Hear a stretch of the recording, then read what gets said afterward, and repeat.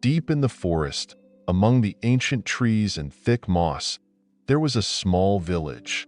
The villagers knew the forest was not ordinary. Legends told of ancient magic hidden within, and no one dared venture into its deepest parts, where an old druid named Harold lived. Harold was the forest's keeper, knowing all its secrets. He spoke with the spirits of nature, healed the sick, and helped those in need. But more than anything, Harold loved ravens. Every evening, he would leave the village and go deep into the forest to watch them.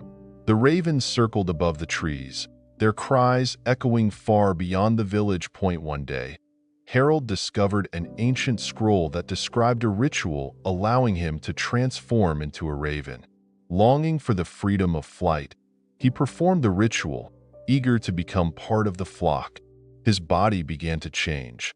He felt his arms turning into wings, his skin becoming covered in black feathers, and soon he was soaring through the sky, blending in with the ravens. At first, it was incredible.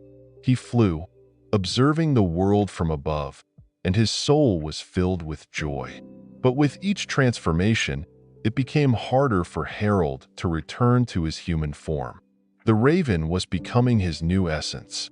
He visited the village less and less, and the villagers grew concerned as they noticed more and more dark shadows above the forest point. One night, when Harold transformed into a raven again, he realized he could no longer return to his human form.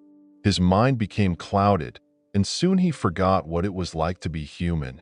Now he was just a raven, consumed by animal rage and despair. The ravens were no longer his friends.